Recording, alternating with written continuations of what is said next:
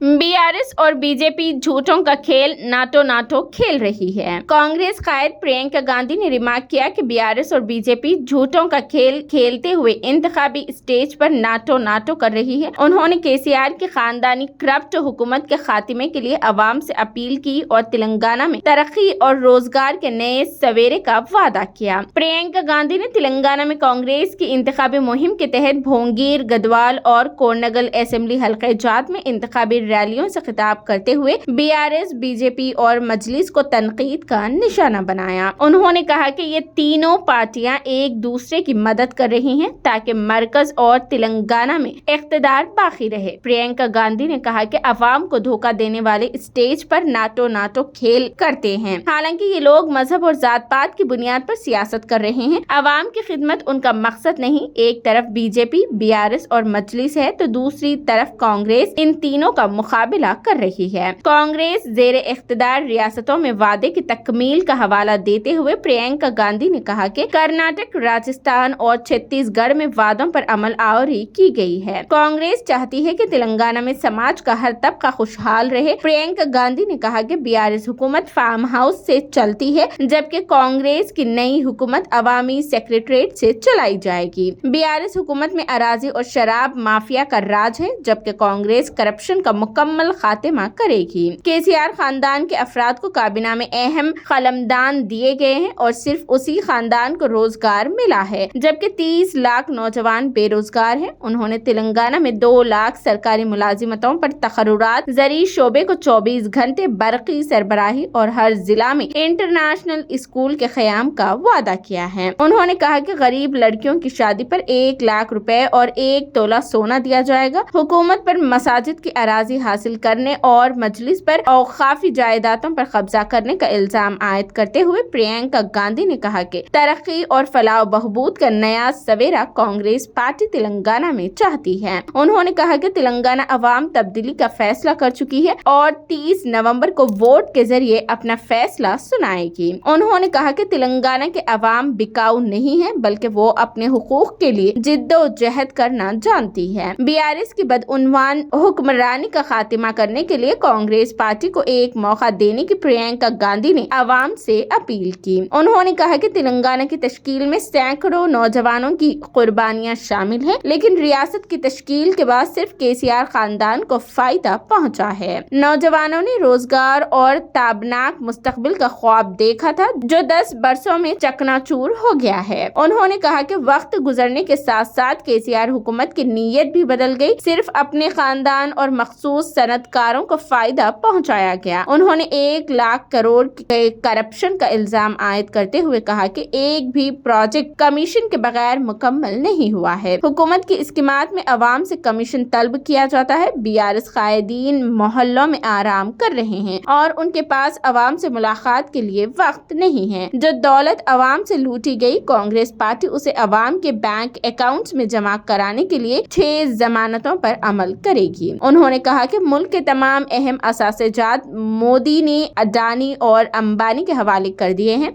अडानी की एक दिन की आमदनी 1600 करोड़ है जबकि किसान की आमदनी सिर्फ 27 रुपए है। प्रियंका गांधी के आम जलसों में हजारों की तादाद में अवाम ने शिरकत की और कांग्रेस कायदीन ने इंतखाबी मुहिम के इख्तिताम का हवाला देते हुए इंतहाई जज्बाती अंदाज में राय दहिंदों से अपील की कि तेलंगाना में नया सवेरा लाने के लिए कांग्रेस को मौका दे। सदर प्रदेश कांग्रेस रेवंत रेड्डी और दूसरों ने मुखातिब किया।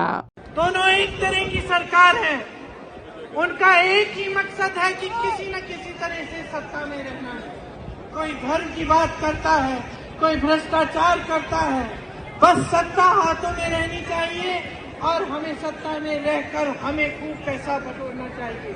क्या आपको मालूम है भाजपा, बीजेपी आज देश में सबसे अमीर पार्टी है, सबसे ज्यादा पैसे वाली पार्टी है।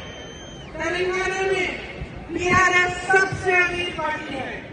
मैं आपसे पूछना चाहती हूँ कि ये पैसे इनके पास आए कैसे, कहाँ से आए? 10 सालों में ये काम हुआ है। ये सब आपका पैसा है बहनों और भाइयों। ये वो पैसा है जिससे आपके कर्ज माफ होने चाहिए थे। ये वो पैसा सरकारी कर्मचारियों के पेंशन में जाने चाहिए थे। ये वो पैसा है जो किसानों के कर्ज माफ के लिए होने चाहिए थे, जो महिलाओं के लिए खाते में जाने चाहिए थे। ये वो पैसा है जो रोजगार के जरिए आपकी जेब में जाना चाहिए था। कांग्रेस की परंपरा है, हम ऐसी सरकारें चलाते हैं जिससे आपका पैसा आपकी जेब में वापस जाता है।